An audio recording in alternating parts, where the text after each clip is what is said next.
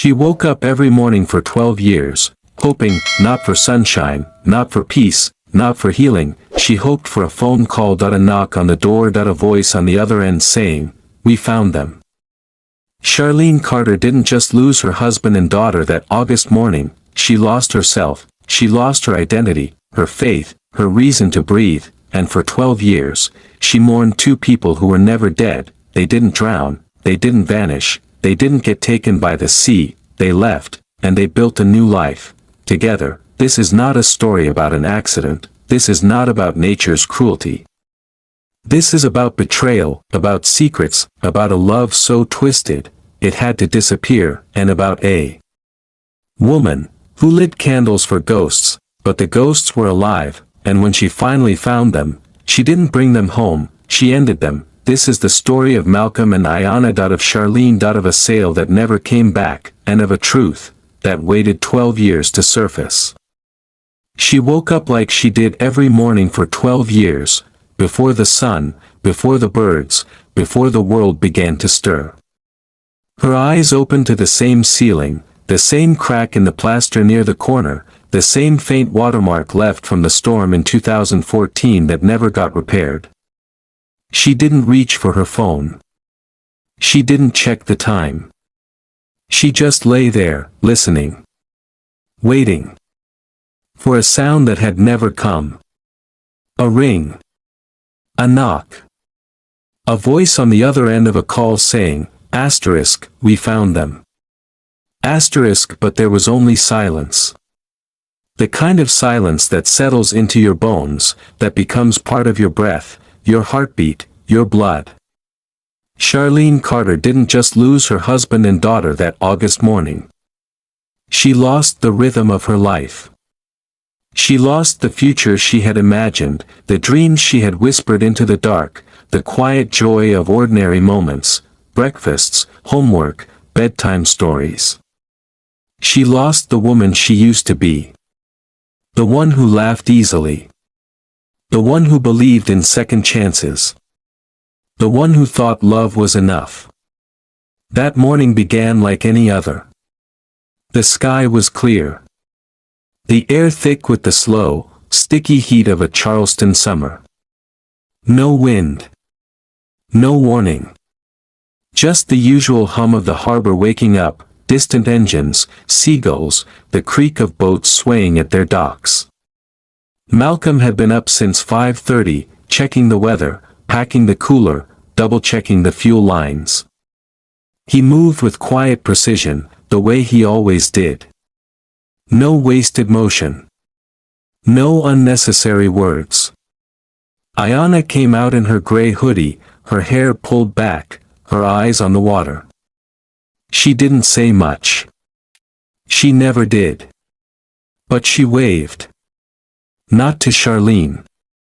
Not to anyone. Just a wave. Like a ritual. Like she was saying goodbye to something only she could see. Charlene stood on the porch in her robe, the fabric worn thin at the elbows. She kissed Ayanna on the forehead, the way she had since she was a baby. Smelled the faint scent of coconut shampoo. Reminded Malcolm to check in before dark. He gave her that half-smile, the one that never reached his eyes. Promised they'd be back by Sunday evening. Nothing unusual. They'd done this before. 6 times in the past year. Same boat. Same route. Same excuses. Charlene didn't think twice. Why would she? Malcolm was steady. Quiet. Dependable. To the world, he was the perfect stepfather, the quiet hero who stepped into a broken home and held it together. To Charlene, he was safety. After years of silence, after a husband who left without a word, Malcolm showed up. Every time. And Ayanna? She was her world. Smart. Quiet. Growing up too fast. But something had changed. Charlene noticed it in small ways. Ayanna stopped going to youth group. Stopped sleeping over at friends' houses. Started locking her bedroom door. She asked for boat shoes, fishing rods, binoculars. Not makeup. Not clothes. Not phones. She wanted to be on the water. And Malcolm? He encouraged it. Said it was good for her. Said the sea calmed her. Charlene believed him. She found a journal once. Blue cover. Worn edges. No name on it. She opened it. One line stopped her heart, asterisk, the sea feels safer than land. Asterisk, she didn't read more. Put it back. But she never forgot it. Now, watching them pull away, she felt nothing. No dread. No fear. Just routine. She went back inside. Folded laundry. Prepared the pot roast Ayanna loved. Planned to freeze it. So they could come home, shower, eat, be a family. Saturday passed. No call. No text. Normal. They were often out of range. Sunday night came. Sunset. No headlights. No footsteps. She told herself to wait. Maybe engine trouble. Maybe they docked somewhere. She reheated the pot roast. Left it on the stove. Didn't sleep. By 4:30 a.m., she called the Coast Guard. At 6:12 a.m., a fishing charter spotted a boat, drifting. No one on board. 12 miles offshore.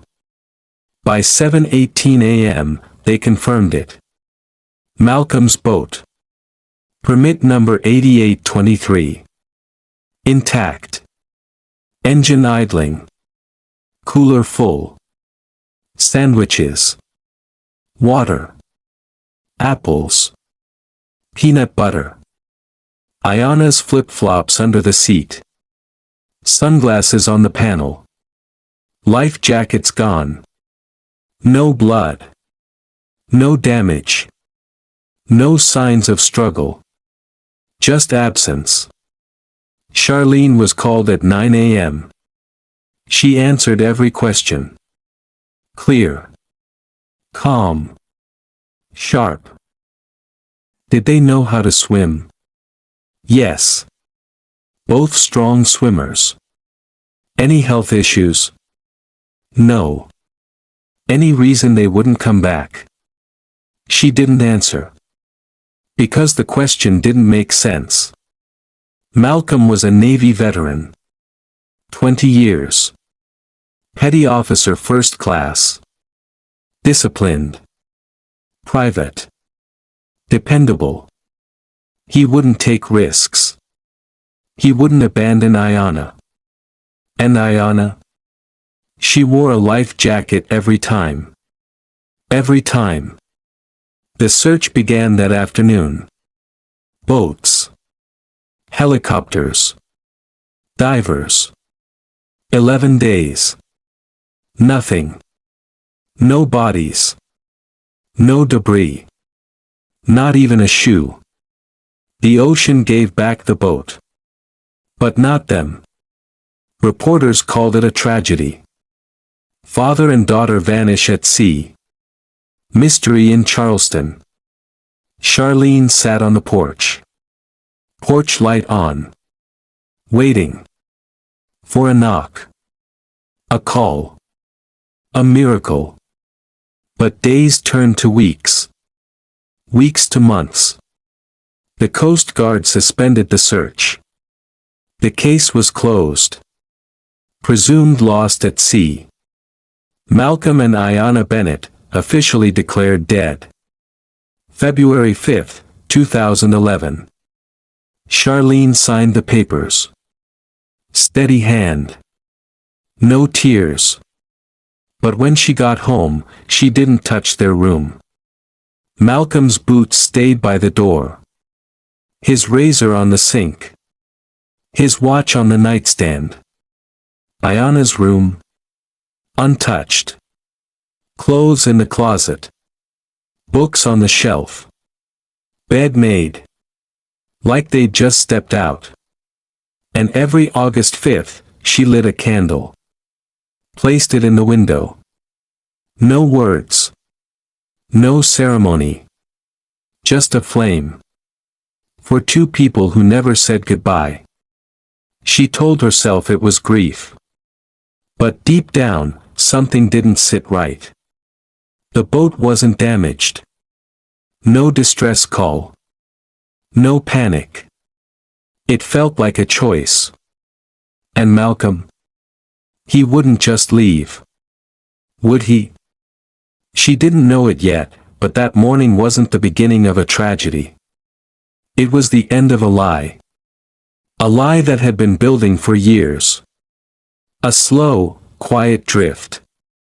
A man who watched more than he spoke. A girl who stopped calling her mother at night. A love that wasn't love at all, but possession disguised as protection.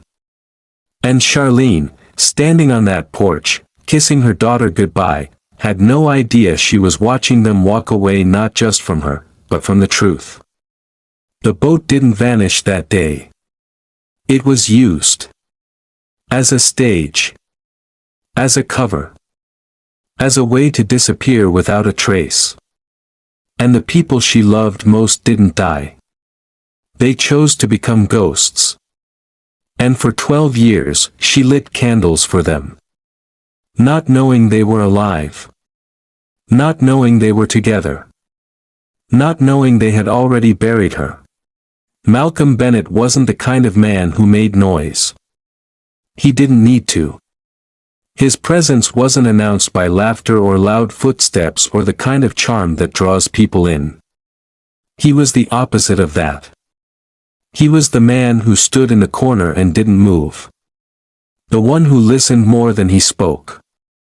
The one who remembered things, dates, routines, the way a boat engine sounded when it was about to fail.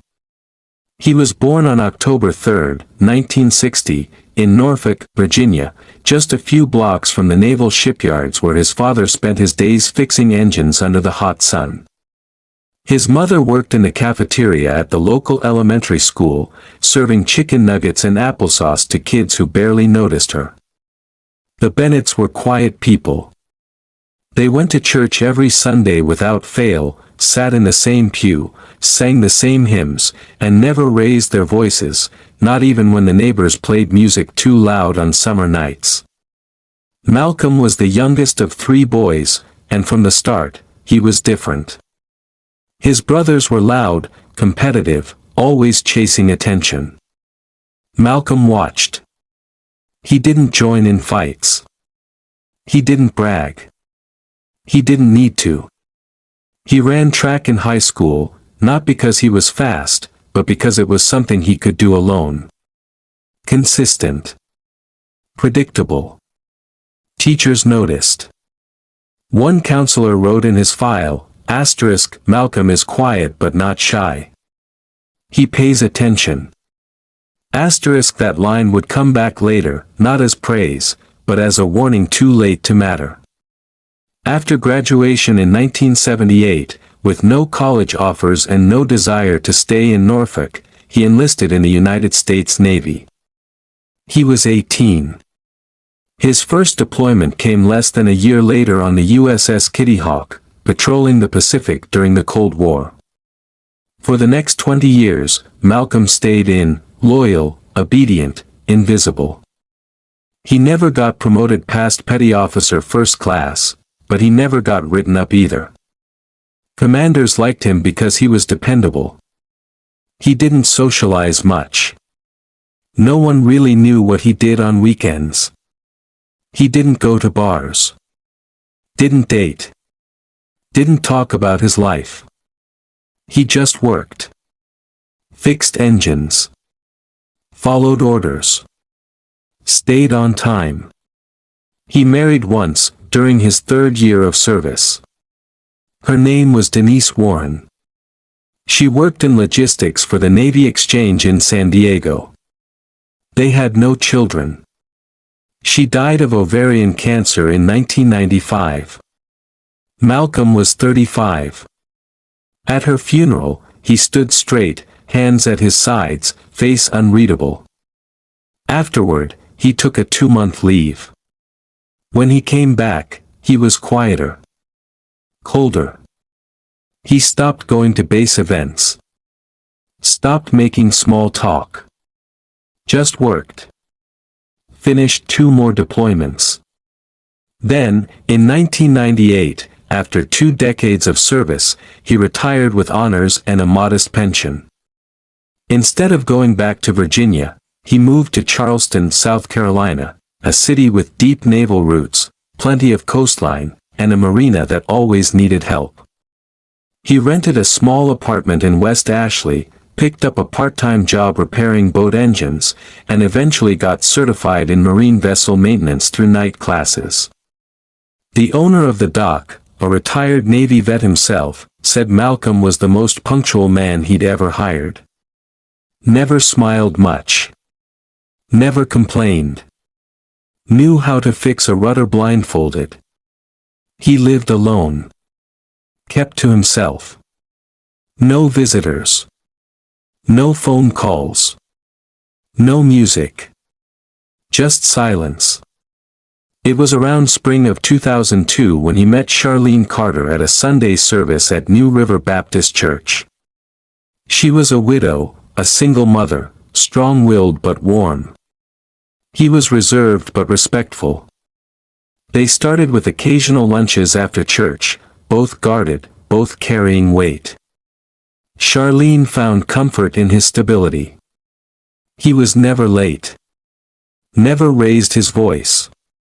Always held the door. He didn't chase her. Didn't charm her. But he showed up. Every time. And after years of being abandoned, first by her husband, who left without a word when Ayanna was still in diapers, Charlene thought she had finally found what she needed most, a man who wouldn't leave. To everyone else, Malcolm was the perfect second chance. And for a while, he played the part well. But people forget something about men like Malcolm. They don't need to be loud to be dangerous. They just need to be patient. And Malcolm Bennett had always known how to wait. He didn't rush. Didn't push. He listened. Watched. Learned. He didn't try to replace Ayanna's father. In fact, he rarely brought him up at all. He gave Charlene space. Never argued about parenting. Never asked for more than he was given. He was respectful. Generous. Dependable. The kind of man who fixed a broken step without being told. The kind of man people in town described as solid. Charlene appreciated that. She married him on June 19, 2004. The wedding was small, under 30 people. Lavender flowers. White folding chairs. A keyboard player singing a hymn. Ayanna, just 8 at the time, sat quietly in the front pew in a pink dress Charlene had bought from a sale rack at Macy's. Her hair was straightened, parted down the middle, a small white ribbon holding it back. She didn't smile. Didn't cry. Just watched. She didn't walk down the aisle. Didn't bring flowers. When it came time for pictures, she stood between her mother and Malcolm with her arms flat at her sides, eyes looking anywhere but at the camera. After the wedding, things seemed to fall into place. Family photos began to include 3 people instead of 2. Ayanna stopped asking why her real father never called. Once, she even drew a picture for a school project, her, Malcolm, and Charlene in a boat on the ocean. The caption read, "Me and my mom and my dad. We don't sink." At the time, Charlene thought it was sweet. Now, with everything she knows, she sees it differently. She still has the drawing folded inside a box she never opens. Back then, she believed she had found something most people never do, a quiet man who stepped into a broken home and held it together without needing to be the center of it. But now, with the weight of 12 years of silence and grief, she questions every moment. Because Ayanna may have called him dad, but that doesn't mean he ever saw her as a daughter. And Malcolm, the man who never spoke, who never raised his voice, who fixed engines and kept time like a clock, wasn't just a husband. Wasn't just a stepfather. He was a man who knew how to disappear. Not into the sea, but into a life so carefully built, so perfectly hidden, that no one would ever suspect it was a lie. And the first step wasn't love. It was patience. The second wasn't trust. It was control. And the third was silence. The same silence that would follow Charlene for the next 12 years. The silence of a house with 2 empty rooms. The silence of a porch with a candle in the window. The silence of a woman who woke up every morning hoping for a voice that would never come. Malcolm didn't need to be loud. He just needed to be there. And when he was, he made sure no one else could be. It started with small things, so small that if you weren't looking closely, you'd miss them entirely. Ayanna began spending more time with Malcolm, not just on weekends, but on school nights, after dinner, in the quiet hours when the house should have been settling into sleep. At first, Charlene thought it was sweet. A bonding ritual. A father and daughter finding common ground. But the calls stopped coming. The texts dried up. When she asked Ayanna how the sale went, the answers were short, rehearsed. Fine. We saw dolphins. Dad fixed the rudder. Never Malcolm. Always Dad. And the way she said it, soft, deliberate, like it was a title earned, not given. Charlene didn't question it. Why would she? Malcolm was steady. Dependable. He had been there for her when no one else was. He had held Ayanna when she cried over scraped knees and bad grades. He had taught her how to tie knots, how to read the wind, how to steer a boat through choppy water. He wasn't just a stepfather, he was a presence. A constant. And for a long time, that was enough. But slowly, the rhythm of their lives began to shift. Ayanna stopped going to youth group at church. She used to go every Wednesday and Sunday evening, laughing with her friends, singing along to worship songs, coming home with stickers on her shirt and a glow in her eyes. Then one week, she didn't go. Then another. When Charlene asked, she said she was tired.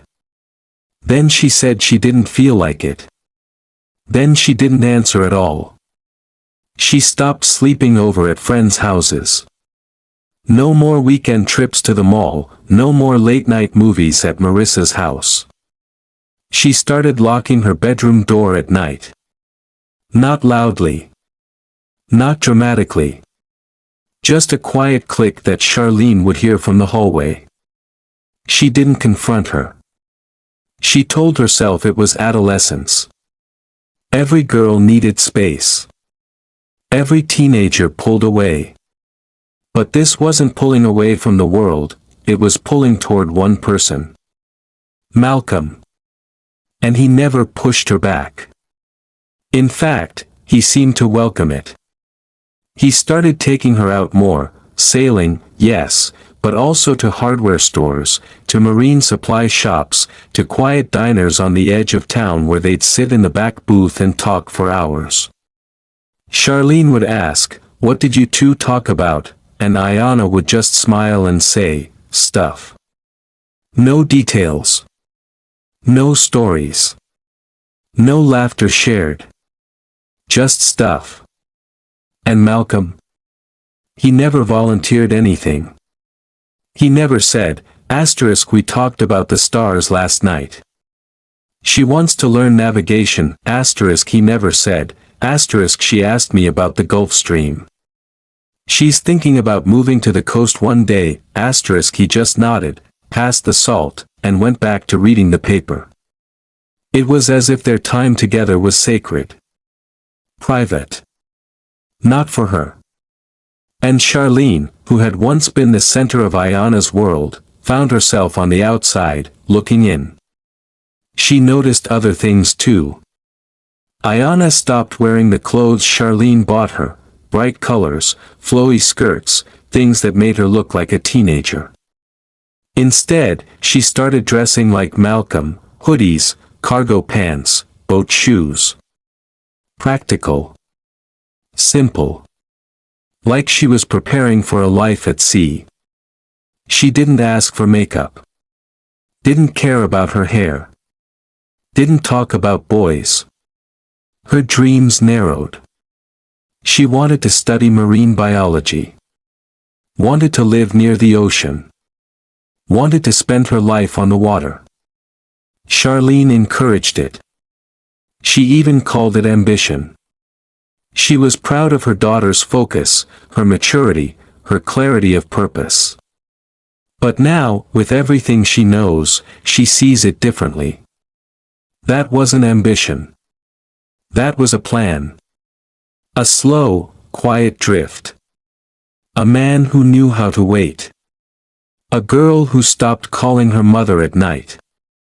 A love that wasn't love at all, but possession disguised as protection.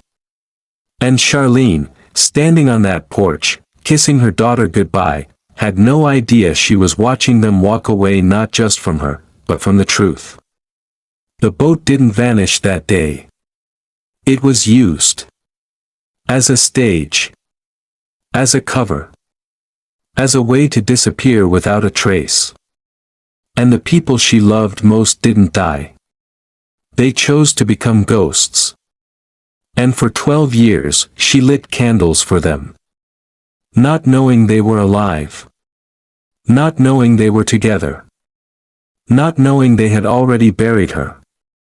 She found the backpack one afternoon while cleaning the closet.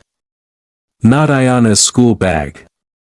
This one was different, rugged, waterproof, the kind someone might use for hiking or sailing. It wasn't hidden. Just tucked behind a winter coat. Charlene didn't touch it at first. She just stared at it. Then she picked it up. Light. Empty. But the zipper was worn. The strap frayed.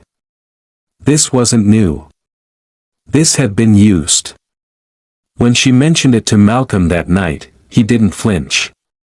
Just said it belonged to a friend who left it behind. Charlene nodded. She had no reason to doubt him. But that night, she couldn't sleep. She kept thinking about the journal. The sea feels safer than land. Something was shifting. A slow drift. Like a boat pulled by an unseen current. And she was standing on the shore, watching it disappear.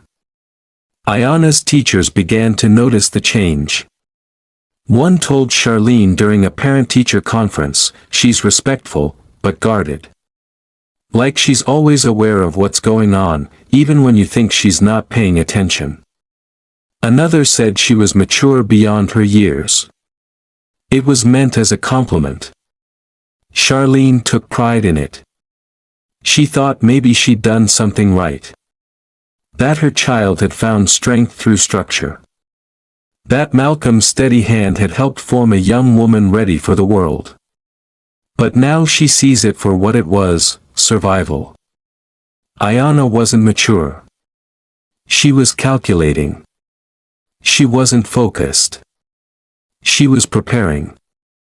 Every question Charlene asked, every hug she offered, every bedtime story she read, Ayanna was measuring it.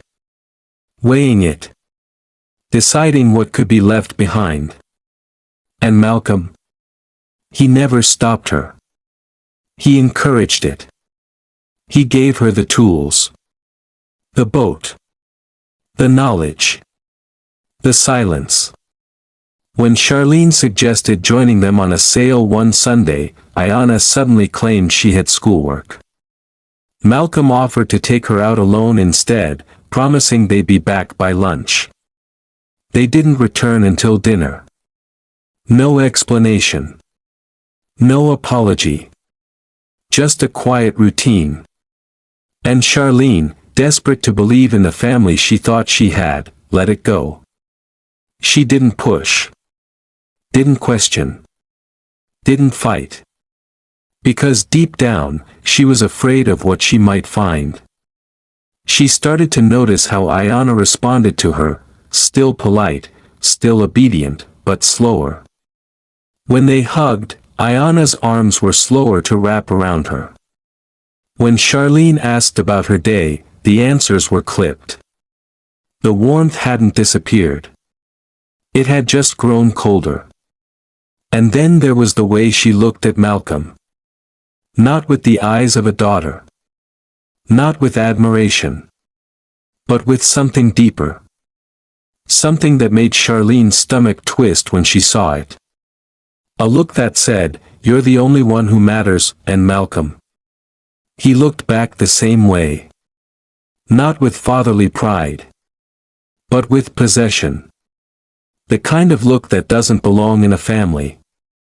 The kind that belongs in secret. In shadows.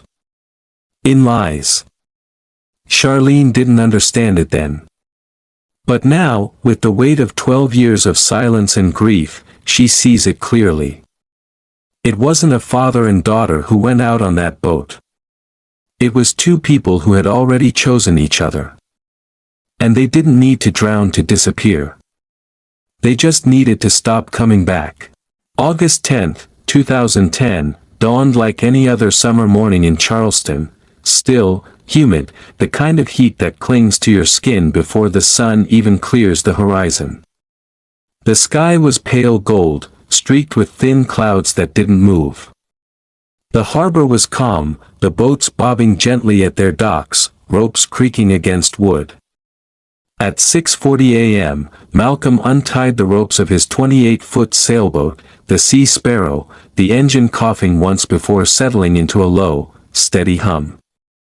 Ayanna was already aboard, sitting near the bow in her gray hoodie, her knees drawn up, eyes fixed on the water ahead. She didn't turn when Charlene stepped onto the porch in her robe, her hair still damp from the shower. She didn't call out. She just raised her hand in a small, quiet wave, more like a ritual than a goodbye. Charlene walked to the edge of the porch, kissed Ayanna on the forehead, the familiar scent of coconut shampoo filling her nose, and reminded Malcolm to check in before dark. He gave her that half-smile, the one that never quite reached his eyes, and promised they'd be back by Sunday evening. Nothing unusual. They'd done this exact trip at least 6 times in the past year. It had become routine. The forecast was clear. No storms. No red flags on the weather station. Charlene spent most of Friday cleaning the house, folding laundry, preparing the pot roast Ayanna loved. She planned to freeze it for Sunday night so they could come home, shower, eat, and be a family. Saturday passed without a call. She wasn't alarmed.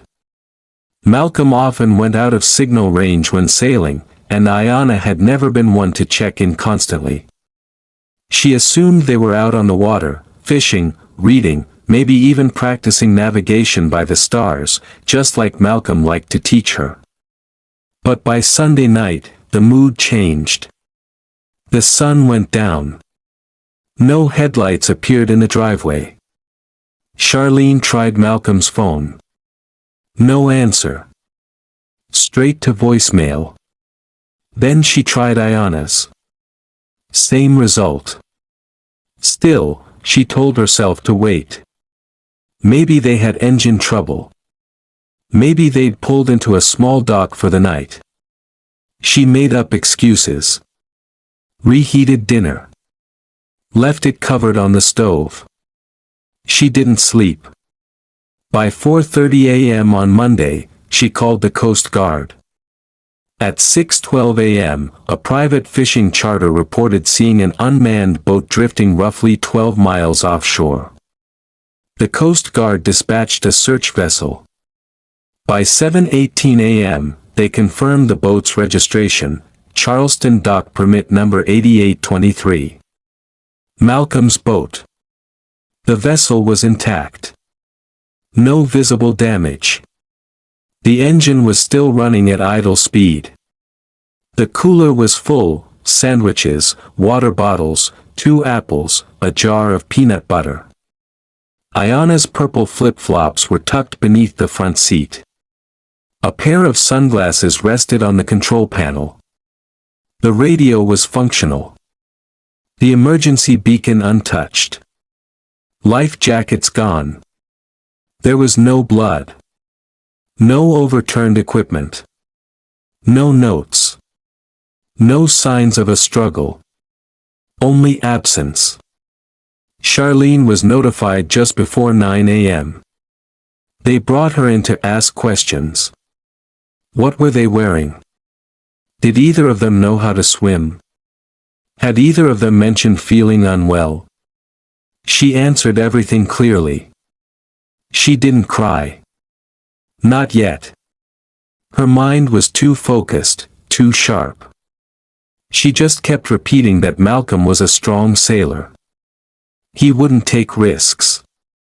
Ayanna wore a life jacket every time. Every time.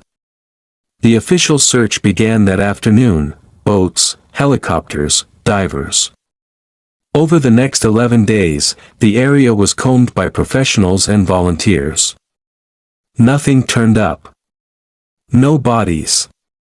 No debris. Not even a shoe. The boat had simply come back. But they hadn't. Reporters showed up outside Charlene's home. A few headlines ran with phrases like father-daughter tragedy and ocean mystery. But there was nothing for them to photograph. No funeral. No crash site. Just a woman sitting on her front porch with the porch light on well past midnight. Friends brought food.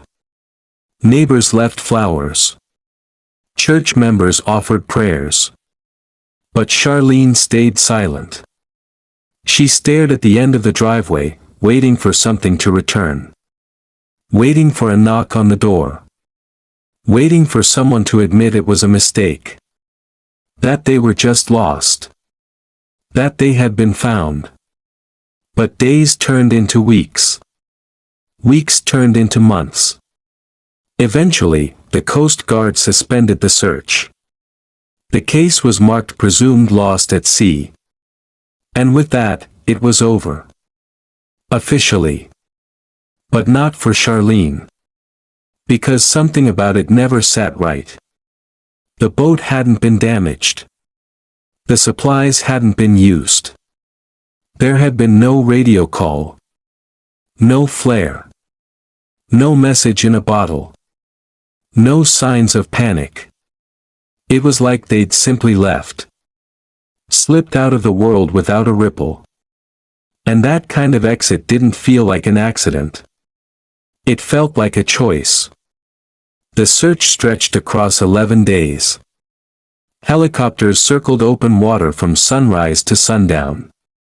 Coast Guard vessels dragged sonar equipment over every square mile. Civilian volunteers launched kayaks. Drones were flown. Dive teams scoured the surrounding reefs. Nothing came back. Not a body. Not a shoe. Not even a scrap of clothing. It was as if the ocean had taken them whole, without sound, without struggle, without mercy. Detective Julius Dean was assigned to the case on the 4th day. He was methodical. Level-headed. The kind of investigator who asked more questions than he answered. He pulled Malcolm's records, both military and civilian. Navy career clean. 20 years served. Multiple commendations. No disciplinary actions. No psych evaluations. No court-martials. Nothing that would suggest recklessness, trauma, or instability. He checked Malcolm's bank accounts. No suspicious withdrawals. No new credit cards. No sudden disappearances of funds. No insurance policies recently updated. Life insurance had been minimal and not paid out. He searched the home. No signs of distress. No notes left behind. Malcolm's personal computer showed regular usage, weather updates, boat maintenance forums, even an email to a former Navy buddy dated just 2 days before the trip, talking about engine noise on the port side. There were no journal entries. No flagged behavior. No documented mental health history. His last cell phone ping came from within 5 miles of the launch site. After that, radio silence. Charlene filed the missing persons report herself, even though by that time the Coast Guard had already begun assembling the official incident file. She brought photos. Dental records. Childhood marks Ayanna had on her left shoulder. She kept hoping someone would ask something new. Something that would crack things open. But every question led to the same dead end. She sat through 5 interviews. Gave them passwords. Signed off on document releases. She stayed composed. Sharp. Relentless. The grief hadn't settled in yet. The disbelief was still taking up too much space. The media picked up the story by the end of the first week. Local newspapers ran a front-page headline, "Father and daughter vanish at sea, questions but no clues." A few anchors called it a tragedy. Some referred to it as a freak accident. None of them had any answers. Malcolm was painted as a decorated veteran. A devoted father figure. Respected in the marina community. Ayanna was described as a brilliant student with a bright future, mature beyond her years and deeply loved. The town mourned them publicly. Candlelight vigils were held at the pier. Her school placed a memorial bench near the science wing. Her 8th grade English teacher wrote a tribute piece for the local paper titled "She Belonged to the Ocean." But behind closed doors, the silence started to change. Neighbors started speaking in half-sentences. There were murmurs about how close they had become. About how Ayanna never really had friends over. About how she always looked at him first before answering questions in public. A friend of Charlene's once asked quietly, "Did you ever think maybe she didn't finish the sentence?" Charlene didn't let her. Because Charlene still had faith in Malcolm. In Ayanna. In God. She refused to believe that the people she loved most could choose to leave her like that. 6 months passed. The search was called off with no evidence of foul play, no bodies recovered, and no further sightings. The state granted the legal process of declaration. On February 5, 2011, Malcolm Bennett and Ayanna Carter Bennett were officially declared dead, presumed drowned in open water. It felt like watching them be buried twice. Once by the ocean. Again by paper. Charlene signed the documents with a steady hand. She didn't cry in the courtroom.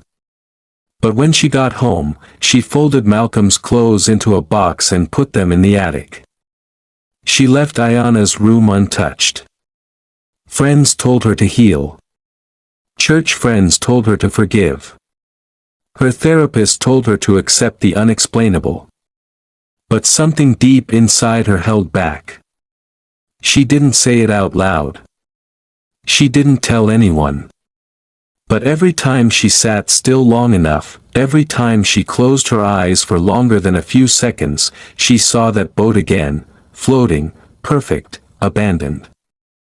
She knew accidents happened. She knew the ocean could be cruel. But this didn't feel like that. This felt like someone had made a decision and walked away from her without ever turning back. Charlene left their bedroom exactly as it was. Not out of hope. Not because she was in denial. But because changing anything felt disrespectful to what she had lost. Malcolm's boots stayed by the door. His razor sat untouched beside the sink. The left side of the bed remained made, undisturbed for 12 years. She changed the sheets every few weeks but never laid on his pillow. Never moved his watch from the nightstand. Even when dust began to settle over the headboard and sunlight faded the color of the curtains, she kept it as it was, a room frozen in time. She tried grief counseling at the insistence of her pastor. She sat in small circles with other women who had buried husbands to cancer or children to car accidents. They shared memories. They talked about healing. But Charlene never spoke much. Because no one else in the room had gone through what she had. Their grief had explanations.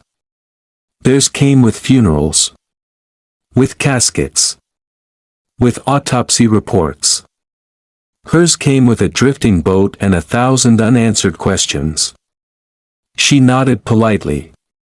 Smiled where expected. And walked back into silence. Every night, she never remarried. Not because there weren't offers, there were. But because she didn't want to start over. Not with someone who would ask questions about Ayanna. Not with someone who would touch her without understanding the weight of the last person who had. She wore her wedding ring for years, even after the declaration of death. Eventually, she moved it to a chain around her neck. Every August 5th, she lit a single candle and placed it in the window. No words. No ceremonies. Just a quiet flame for two people who had disappeared without a goodbye. The first few years, neighbors joined her. One brought flowers. Another brought tea. By year 6, only the candle remained. Ayanna's friends moved on. Some out of state. Some to college. Some into marriages of their own. One of them, Marissa Caldwell, sent Charlene a letter 7 years after the disappearance. The handwriting was careful.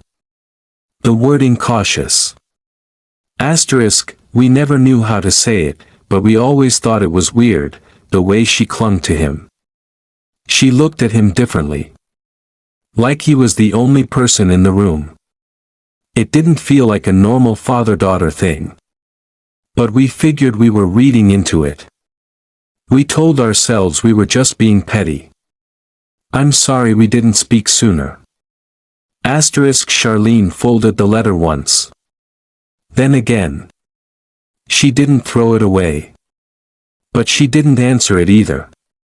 Some truths arrive late on purpose. And by the time they do, they serve no purpose at all. Financially, things got harder. The life insurance policy on Malcolm was modest, $25,000, but because the case had never been fully closed and no bodies were recovered, the insurance company labeled it as a high-risk, unresolved disappearance. Payment was suspended indefinitely, pending further proof of death. Charlene appealed twice. Hired a lawyer. The paperwork dragged for years. And ultimately led nowhere. The mortgage fell behind. By year 4, she sold her car. Then the small boat Malcolm had once taught Ayanna to steer. By year 5, she was working 2 jobs, counselor by day, office cleaning by night. She told herself it was temporary. Just until things balanced out. But nothing ever really did. Her faith became fractured. Not gone, but dimmed. She still went to church. Still stood for the hymns. Still bowed her head. But something had shifted.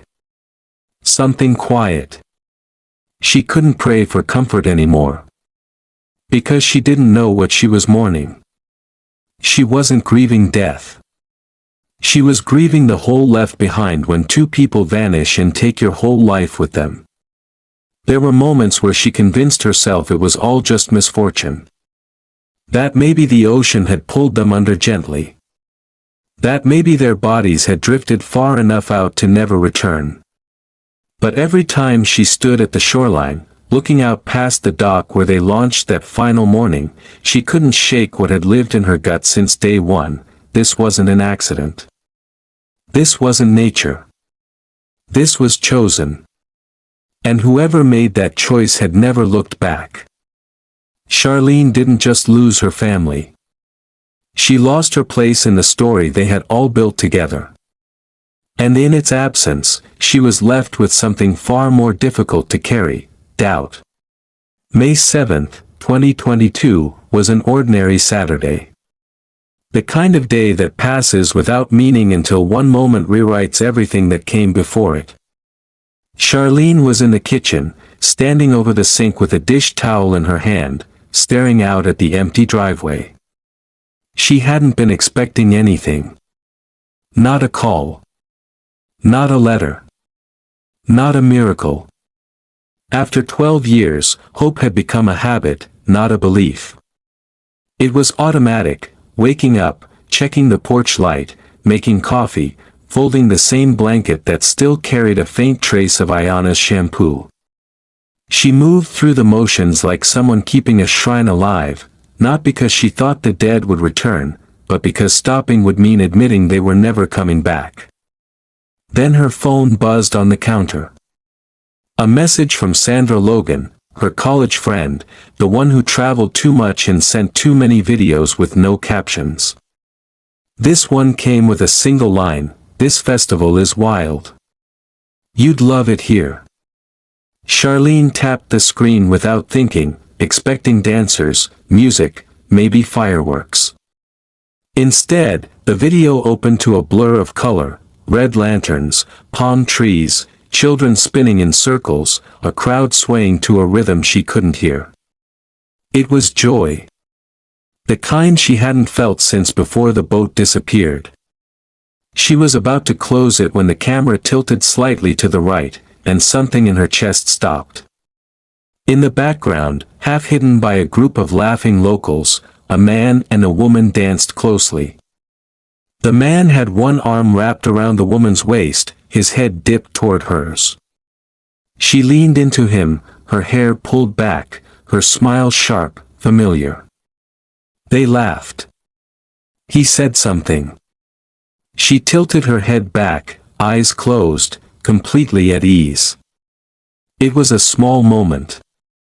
Nothing special. But to Charlene, it was a detonation.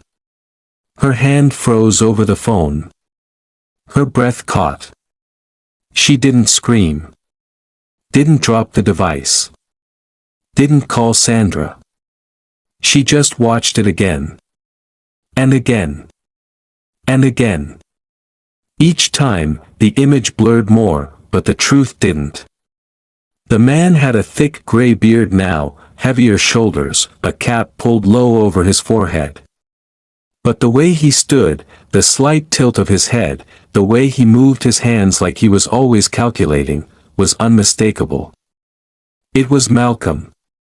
And the woman beside him, older, taller, her face shaped by time but her posture still guarded, still watchful, was Ayanna. Not a guess. Not a resemblance. Not a trick of grief. It was them. Alive. Together. Not lost. Not taken. Left. Charlene didn't cry. Not then. She sat at the kitchen table, phone in hand, and played the clip one more time. She zoomed in, pixel by pixel, until the faces broke into static. But even then, she knew. She had spent 12 years staring at missing posters, scanning crowds, listening to every news report about bodies washing ashore. She had memorized the curve of Ayanna's ear, the scar on Malcolm's left hand from a boat rope. She didn't need a clear image. She needed confirmation. And she had it. She stood up, walked to the hallway closet, and pulled out the box she hadn't opened in over a decade. Inside, beneath folded clothes and old report cards, was the drawing Ayanna made in 7th grade, her, Malcolm, and Charlene on a boat, captioned, "Me and my mom and my dad. We don't sink." At the time, Charlene had framed it. Now, she stared at it like a lie. Because they had sunk. Not in water. In deception. She thought about the journal entry she found years ago, "The sea feels safer than land." Back then, she thought it was a cry for help. Now, she saw it for what it was, a confession. A roadmap. A promise between two people who had already chosen each other. She thought about the candles she lit every August 5th, the way neighbors used to bring flowers, how her pastor used to pray for closure. She had buried them without coffins. Without bodies. Without proof. And all that time, they were alive. Building a life. Laughing. Dancing. Loving. While she sat in silence, wearing her wedding ring like a chain around her neck, waiting for a voice that would never come. She didn't delete the video. She didn't pretend she was wrong. She didn't call the police. Because this wasn't a mystery anymore. It was a reckoning. And for the first time in 12 years, Charlene didn't feel broken. She felt awake. The next few days passed in a haze. She went to work. She smiled at her coworkers. She laughed when she was supposed to. But her mind was already in Ecuador. She stopped sleeping.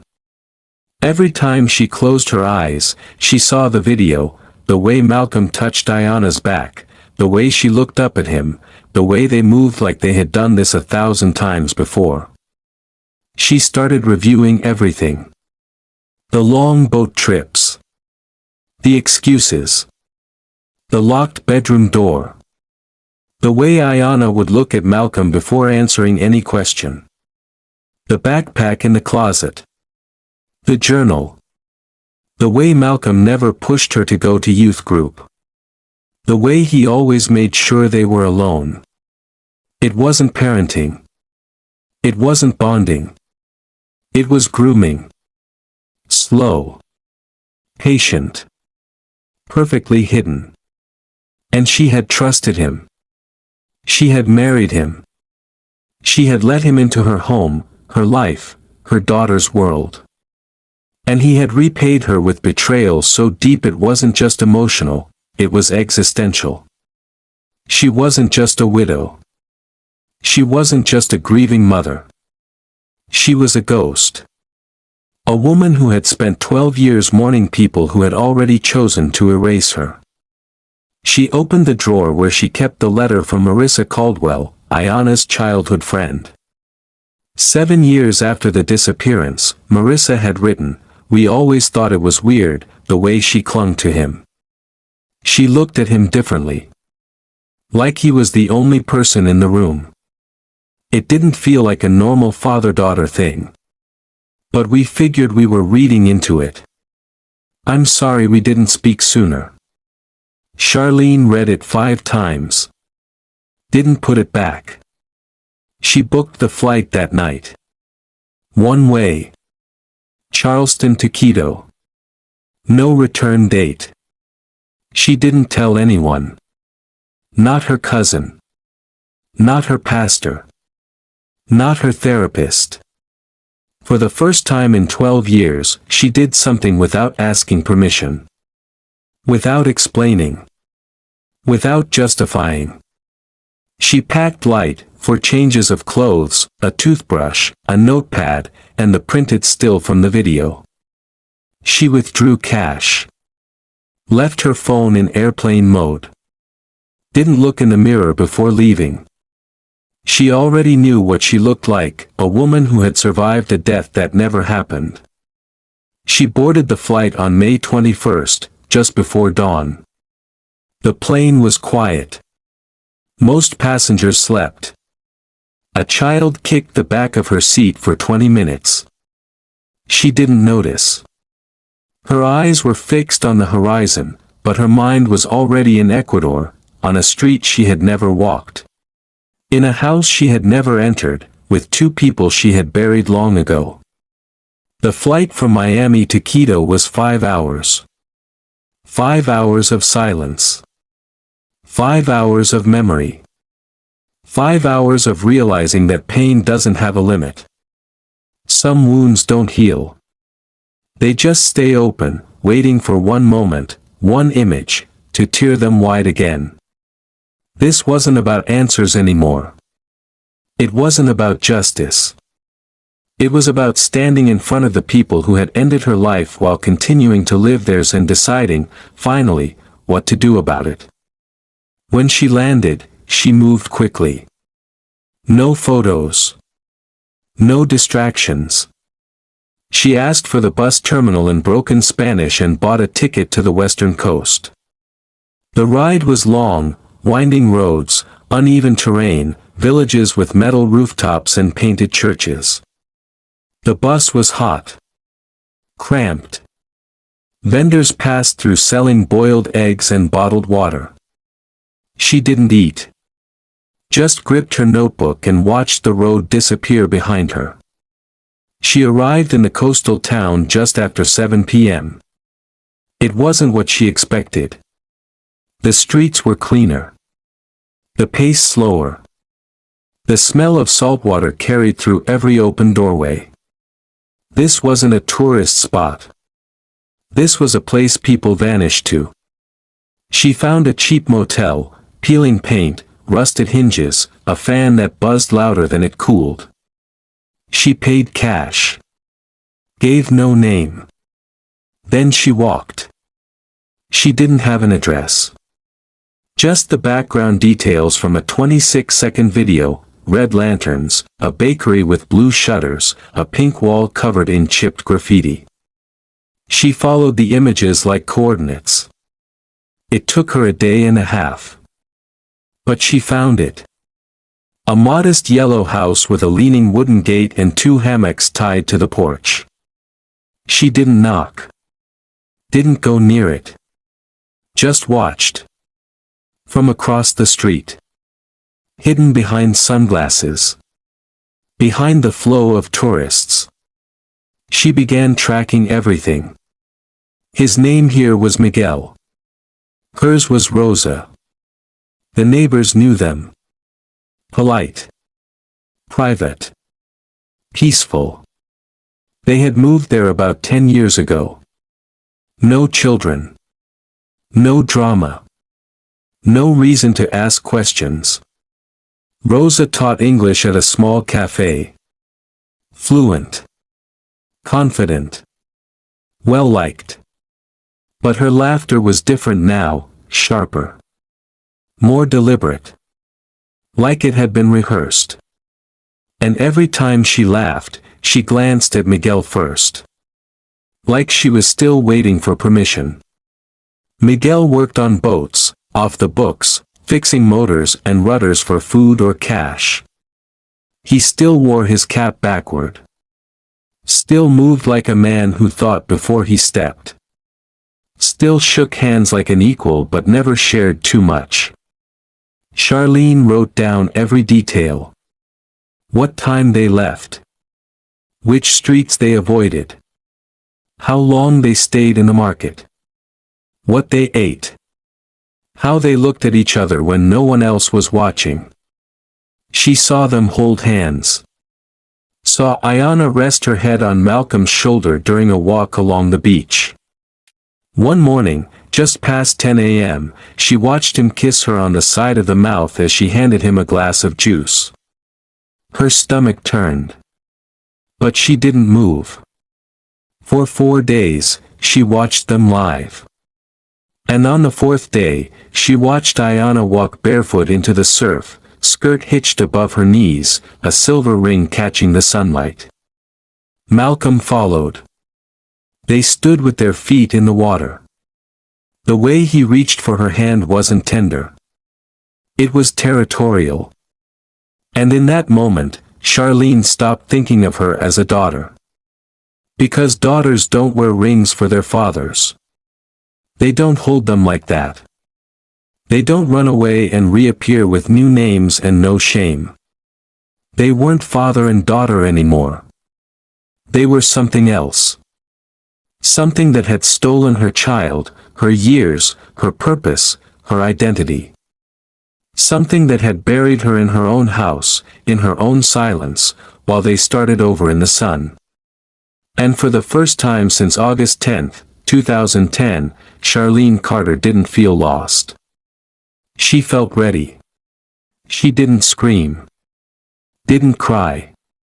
Didn't call anyone. She just watched the video again. And again. And again. Each time, the truth settled deeper, heavier, like a stone sinking into still water. The man with the gray beard, the cap pulled low, the arm wrapped around the woman's waist, Malcolm. The woman with her head tilted back, laughing, her eyes closed in complete surrender, Ayanna. Alive. Not lost. Not taken. Left, they hadn't been swallowed by the sea. They had chosen to disappear. And they had done it together. Charlene sat at the kitchen table, the phone trembling in her hand, but her face was still. Her breath was steady. The storm wasn't on the outside. It was inside, swirling in silence, building pressure behind her ribs. She didn't need to confirm it with anyone. She didn't need a second opinion. She had spent 12 years memorizing every detail of their lives, the way Malcolm tied his shoes, the way Ayanna tucked her hair behind her ear when she was nervous, the way they both paused before speaking, like they were always calculating the right moment. She knew them. And she knew, without a doubt, that the people in that video were her husband and her daughter. She stood up slowly, walked to the hallway closet, and pulled out the box she hadn't opened in over a decade. Inside, beneath folded clothes and old school papers, was the drawing Ayanna made in 7th grade, her, Malcolm, and Charlene on a boat, captioned, *Me and my mom and my dad. We don't sink. At the time, Charlene had framed it. Now, she stared at it like a lie. Because they had sunk. Not in water. In deception. She thought about the journal entry she found years ago, *The sea feels safer than land. Back then, she thought it was a cry for help. Now, she saw it for what it was, a confession. A roadmap. A promise between two people who had already chosen each other. She thought about the candles she lit every August 5th, the way neighbors used to bring flowers, how her pastor used to pray for closure. She had buried them without coffins. Without bodies. Without proof. And all that time, they were alive. Building a life. Laughing. Dancing. Loving. While she sat in silence, wearing her wedding ring like a chain around her neck, waiting for a voice that would never come. She didn't delete the video. She didn't pretend she was wrong. She didn't call the police. Because this wasn't a mystery anymore. It was a reckoning. And for the first time in 12 years, Charlene didn't feel broken. She felt awake. The next few days passed in a haze. She went to work. She smiled at her coworkers. She laughed when she was supposed to. But her mind was already in Ecuador. She stopped sleeping. Every time she closed her eyes, she saw the video, the way Malcolm touched Ayanna's back, the way she looked up at him, the way they moved like they had done this 1,000 times before. She started reviewing everything. The long boat trips. The excuses. The locked bedroom door. The journal. The way Ayanna would look at Malcolm before answering any question. The backpack in the closet. The way Malcolm never pushed her to go to youth group. The way he always made sure they were alone. It wasn't parenting. It wasn't bonding. It was grooming. Slow. Patient. Perfectly hidden. And she had trusted him. She had married him. She had let him into her home, her life, her daughter's world. And he had repaid her with betrayal so deep it wasn't just emotional, it was existential. She wasn't just a widow. She wasn't just a grieving mother. She was a ghost. A woman who had spent 12 years mourning people who had already chosen to erase her. She opened the drawer where she kept the letter from Marissa Caldwell, Ayanna's childhood friend. 7 years after the disappearance, Marissa had written, "We always thought it was weird, the way she clung to him. She looked at him differently. Like he was the only person in the room. It didn't feel like a normal father-daughter thing. But we figured we were reading into it. I'm sorry we didn't speak sooner." Charlene read it 5 times. Didn't put it back. She booked the flight that night. One way. Charleston to Quito. No return date. She didn't tell anyone. Not her cousin. Not her pastor. Not her therapist. For the first time in 12 years, she did something without asking permission. Without explaining. Without justifying. She packed light, 4 changes of clothes, a toothbrush, a notepad, and the printed still from the video. She withdrew cash. Left her phone in airplane mode. Didn't look in the mirror before leaving. She already knew what she looked like, a woman who had survived a death that never happened. She boarded the flight on May 21st, just before dawn. The plane was quiet. Most passengers slept. A child kicked the back of her seat for 20 minutes. She didn't notice. Her eyes were fixed on the horizon, but her mind was already in Ecuador, on a street she had never walked, in a house she had never entered, with 2 people she had buried long ago. The flight from Miami to Quito was 5 hours. 5 hours of silence. 5 hours of memory. 5 hours of realizing that pain doesn't have a limit. Some wounds don't heal. They just stay open, waiting for one moment, one image, to tear them wide again. This wasn't about answers anymore. It wasn't about justice. It was about standing in front of the people who had ended her life while continuing to live theirs and deciding, finally, what to do about it. When she landed, she moved quickly. No photos. No distractions. She asked for the bus terminal in broken Spanish and bought a ticket to the western coast. The ride was long, winding roads, uneven terrain, villages with metal rooftops and painted churches. The bus was hot. Cramped. Vendors passed through selling boiled eggs and bottled water. She didn't eat. Just gripped her notebook and watched the road disappear behind her. She arrived in the coastal town just after 7 p.m. It wasn't what she expected. The streets were cleaner. The pace slower. The smell of saltwater carried through every open doorway. This wasn't a tourist spot. This was a place people vanished to. She found a cheap motel, peeling paint, rusted hinges, a fan that buzzed louder than it cooled. She paid cash. Gave no name. Then she walked. She didn't have an address. Just the background details from a 26-second video: red lanterns, a bakery with blue shutters, a pink wall covered in chipped graffiti. She followed the images like coordinates. It took her a day and a half. But she found it. A modest yellow house with a leaning wooden gate and 2 hammocks tied to the porch. She didn't knock. Didn't go near it. Just watched. From across the street. Hidden behind sunglasses. Behind the flow of tourists. She began tracking everything. His name here was Miguel. Hers was Rosa. The neighbors knew them. Polite. Private. Peaceful. They had moved there about 10 years ago. No children. No drama. No reason to ask questions. Rosa taught English at a small cafe.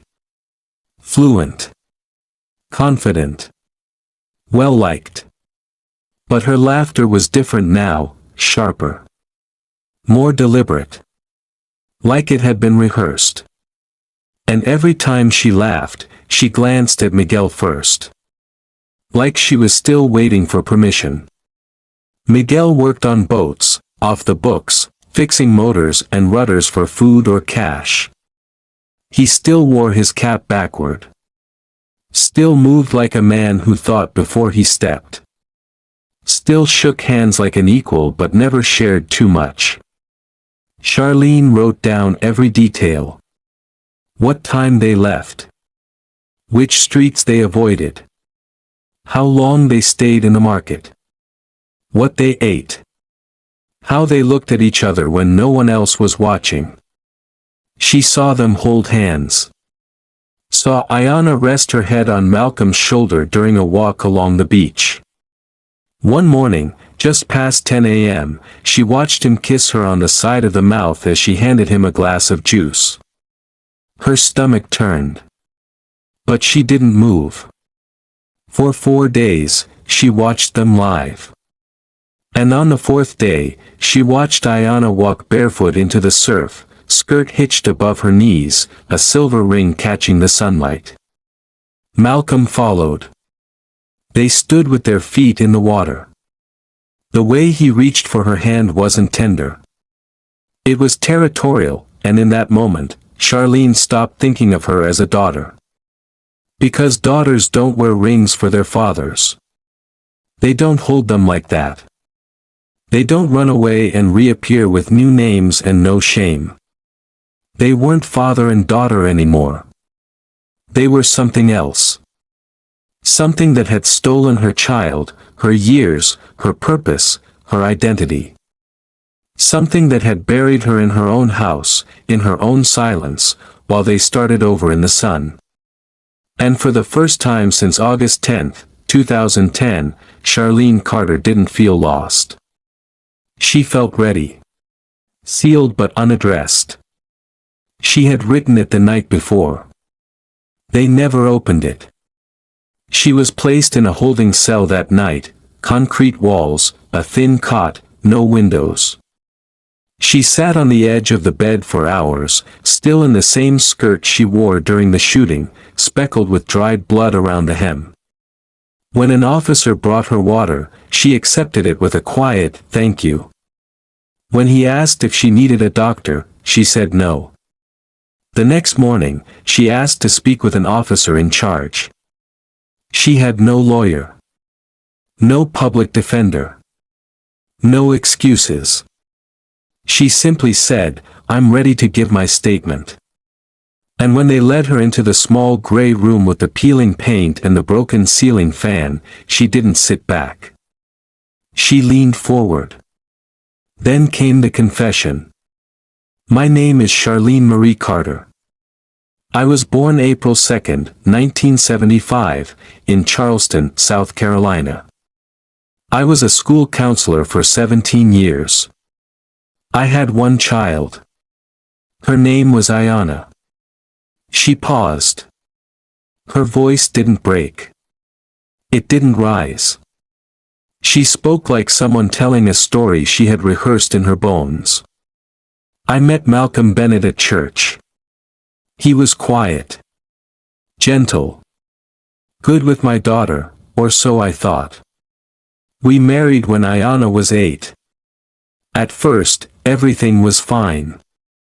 Then she changed. Slowly. It wasn't obvious at first. Just little things. Less eye contact. More time alone with him. Then she stopped going to church. Started locking her door. I chalked it up to adolescence. She folded her hands on the table, looked down, then up again. In 2010, they went sailing. Just like they always did. He said they'd be back Sunday night. They never returned. The Coast Guard found the boat drifting. Life jackets gone. No storm. No bodies. No answers. I lit a candle every August 5th for 12 years. I kept their room the same. I never dated again. I buried them without coffins. But something inside me always said they weren't dead. Not both. The officer taking the statement didn't interrupt. Then my friend Sandra went to Ecuador last month. She sent me a clip from a street celebration. I watched it once. Then again. Then frame by frame. I knew that laugh. That hand. That man. That girl. I enhanced the video. I froze it. It was them. Older. Different. But them. She paused again, steady. I booked a flight. Flew there myself. Spent 10 days watching them. Listening. Asking around without asking too much. The locals called them Miguel and Rosa. They taught. They smiled. They danced. They kissed. And no one knew they were father and daughter. Not anymore. She placed her hands flat on the table. They didn't drown that day. I did. I drowned when I realized they chose each other. I drowned when I realized they didn't need me to disappear. They just did it on their own. She leaned in close, voice firmer. I bought the gun for $180. I don't know the man's name. I wrote a letter. I left it on the motel table. It said, asterisk, there's no fixing what's already dead. Asterisk, she looked straight ahead. I confronted them outside their home. I gave them a chance to speak. But there was nothing they could say that would unerase the last 12 years of my life. They lived. They loved. And I lit candles. One officer asked, so you shot them? Charlene nodded. Yes. One for each. He took my daughter. She helped him bury me. I didn't kill strangers. I killed the ghosts who haunted me every day since 2010. Then she added softly, I know it was murder. But don't ask me if I'd take it back. Because I finally stopped drowning.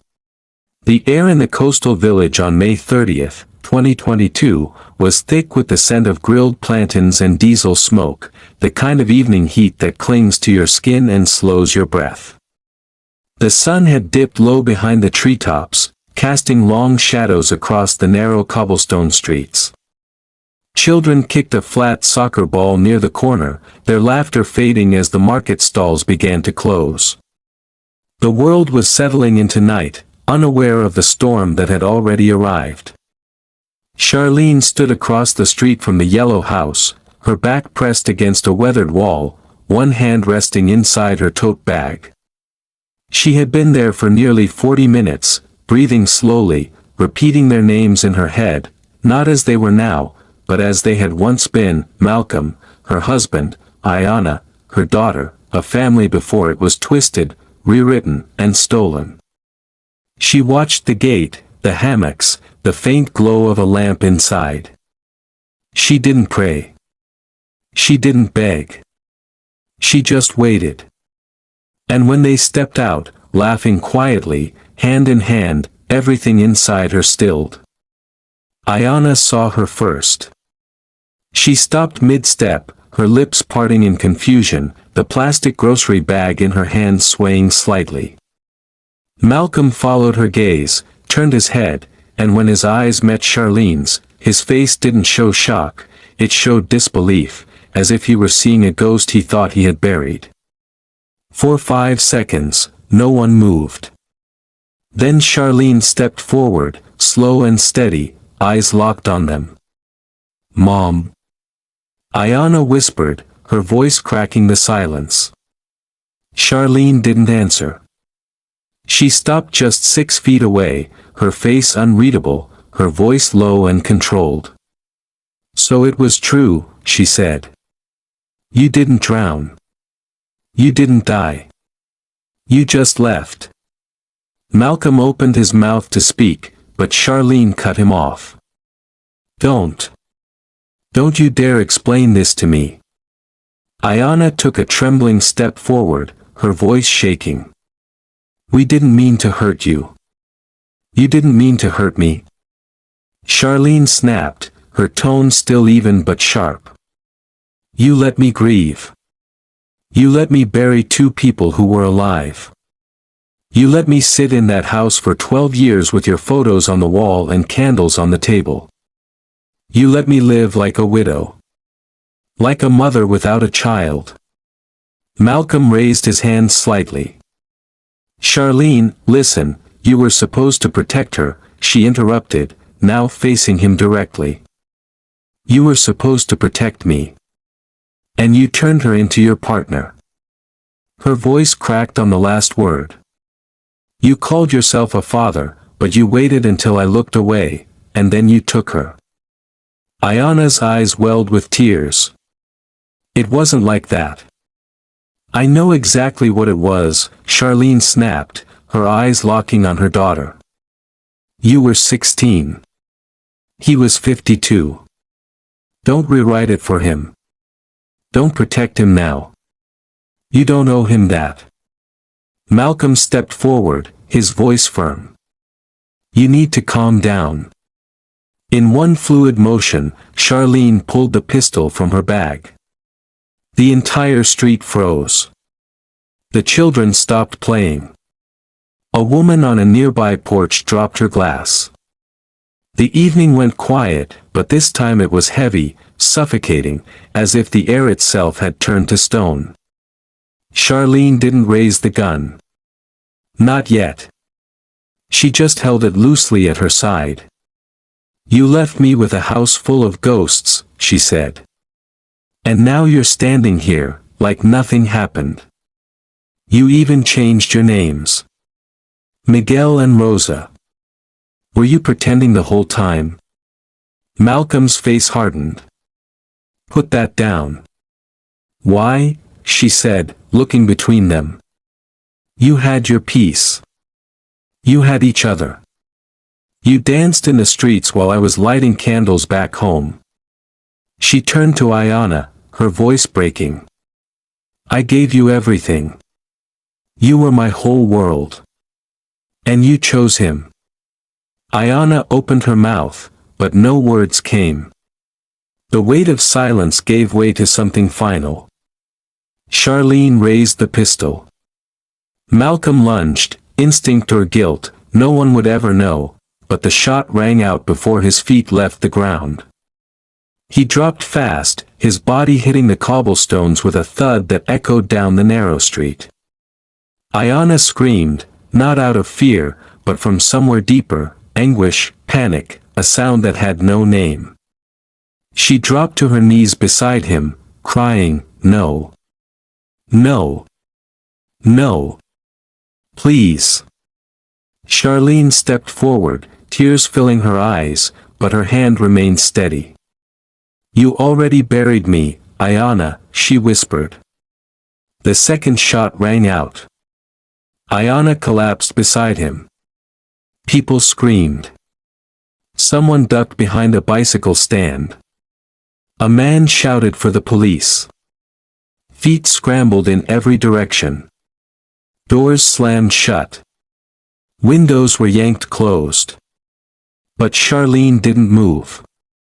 She stood over them, silent, the gun still warm in her hand. By the time the local police arrived minutes later, she had placed the pistol gently on the ground, stepped back, and stood still with her hands at her sides. Her face was calm. Her voice never returned. She said nothing, because what needed to be said had already been done. Justice is a word for the living. But what do you call it when the dead come back to finish the story? The arrest happened quickly, but nothing about it felt rushed. Charlene didn't run. She didn't flinch when the first squad car turned the corner or when officers shouted in Spanish for her to raise her hands. She simply stepped away from the bodies, placed the pistol on the edge of the sidewalk, and held her palms in the air, as if she had been expecting this moment for years. The locals had already begun to form a half-circle of stunned faces behind the yellow house, neighbors who had once waved at Miguel and Rosa from their porches, now standing frozen, some whispering, others weeping. The bodies of Malcolm and Ayanna lay crumpled beside a tipped-over tote bag and a single cracked mango that had rolled into the gutter. Police approached Charlene with care, as if unsure whether she might reach for the gun again. But she didn't. She didn't speak. She didn't resist. She let them guide her down onto the stone path, her knees brushing against a smear of blood that used to belong to the man she once called her husband. They read her rights. She nodded along. She didn't ask questions. She didn't argue. And when one of the officers asked her name, she said, Charlene Marie Carter. I'm the mother.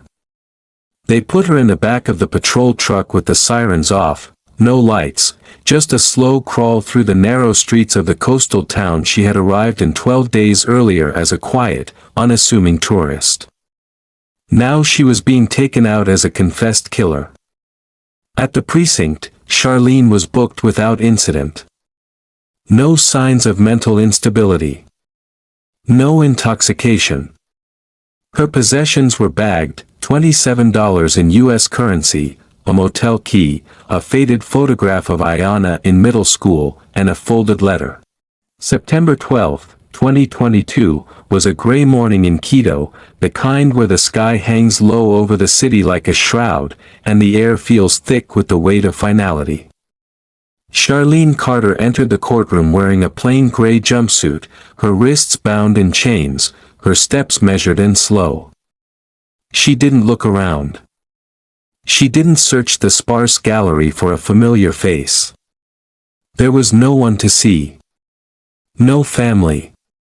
No friends. No one who could claim her now. Her eyes stayed forward, her shoulders straight, her lips pressed tight. For 12 years, she had moved through life as a ghost, silent, unseen, a woman who existed in the margins of her own story. Now, for the first time since August 10, 2010, she was being seen. Not as a grieving mother. Not as a widow. Not as the woman who lit candles in a dark window every August 5th. She was being seen as a defendant. As a killer. As someone who had crossed a border, bought a gun, and pulled the trigger on two people she once called family.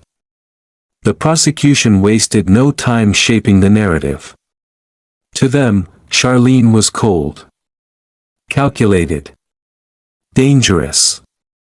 A woman who didn't act in the heat of the moment but in cold, deliberate silence. They painted her as a stalker, Someone who had tracked her targets across an ocean, watched them for days, waited for the perfect moment to strike. They played surveillance footage of her stepping out of the shadows on that humid evening. They showed the receipt from the fishing truck where she bought the pistol. They held up the letter she left behind in the motel room, asterisk, there's no fixing what's already dead. Asterisk, and called it a pre-written eulogy for lives she had no right to end. They didn't mention the journal. They didn't talk about the locked bedroom door or the way Ayanna stopped going to youth group. They didn't bring up the backpack in the closet or the fact that Malcolm had taken her sailing 6 times in the year before they disappeared. They didn't care about the slow, quiet erosion of a woman's soul. To them, it was simple, 2 people were dead. She had the gun. She pulled the trigger. Guilt wasn't in question. Only motive. But the defense came armed with something harder to measure, time. They didn't try to justify the act. They didn't say what she did was right. But they wanted the court to understand why. They described 12 years of unanswered grief. A mother who lit candles for ghosts while the people she mourned shared meals in another country. They talked about betrayal, manipulation, secrecy. About the emotional pull between a stepfather and a child who had been pulled too close for too long. They didn't excuse it. But they asked the jury to consider the slow unraveling of a woman who had been erased from her own life. They brought in a psychiatrist, a man with gray hair and tired eyes, who didn't speak like a hired expert but like someone holding a broken object gently in his hands. This wasn't rage, he said plainly. This was erosion. Year after year, her identity was worn down. First by confusion. Then by silence. Then by a kind of grief that offered no closure. She lived for a memory that had betrayed her. She died quietly every day, until one day, she stopped letting it happen. He said the act wasn't a snap. It wasn't an explosion.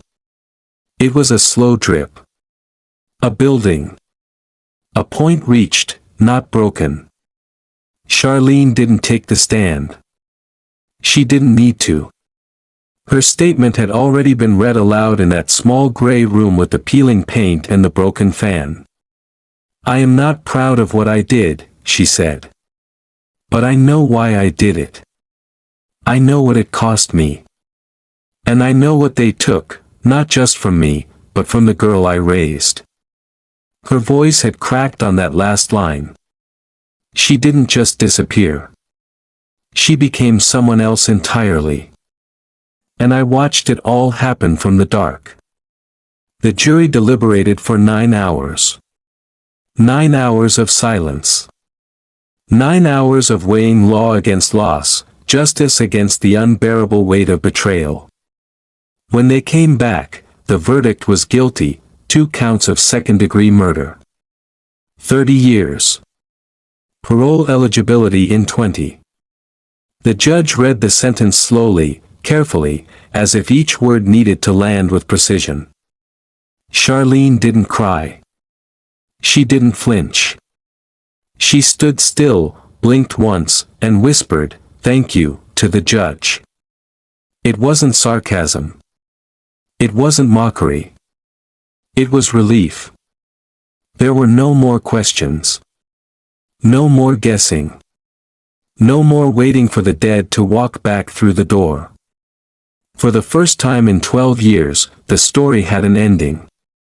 As the bailiff turned her toward the exit, a single tear slipped down her cheek. Not for the sentence. Not for the time. Not for the life she would spend behind concrete walls and steel bars. It was for the little girl in the blue dress.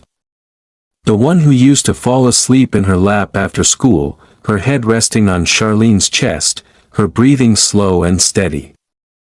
The one who used to whisper, "Mommy," in the dark when she was scared. The one who once drew a picture of the 3 of them on a boat with the caption asterisk, we don't sink. Asterisk, that was who she wept for. And maybe, on some level, that was who she had pulled the trigger for too. Back in Ecuador, the yellow house now stands empty. Curtains drawn. Dishes still in the sink. A single cracked mango rots on the floor near the door. Local authorities sealed it the day after the shooting. No one returned to claim anything. Not the photographs on the wall. Not the boat keys on the hook. Not even the clothes folded neatly in the bedroom. The neighbors passed by in silence. A few left candles on the front steps, small, flickering flames in glass jars. A quiet ritual for people they never truly knew. To them, Miguel and Rosa were polite. Reserved. Kind. They taught English. Smiled in the marketplace. Danced at festivals. But no next of kin came forward. No embassy filed paperwork. No funeral arrangements were made. 2 names on a death certificate. But no one to read them out loud. No one to mourn them. No one to say their real names, Malcolm and Ayanna, without hesitation. No one to remember the girl who once called her stepfather dad, or the man who fixed boat engines with quiet precision. Their love died the way it lived, in hiding. Back in South Carolina, from inside a prison cell, Charlene picks up a pen. Her handwriting is even. Clean. Focused. She writes, asterisk, I mourned them once. I mourned them twice. But never again. Asterisk, she doesn't ask for forgiveness. She doesn't try to explain what's already been explained. She simply puts down the pen and finally, for the first time in 12 years, she sleeps. This wasn't just a disappearance. It was betrayal, repackaged as tragedy. A mother erased. A daughter lost. A man who turned protection into possession. Who made love into something monstrous. They vanished into the sea. But they were never lost. Only hiding. Hiding in plain sight. Hiding behind new names. New lives. And a silence that almost worked. But the sea doesn't keep secrets. It only delays them.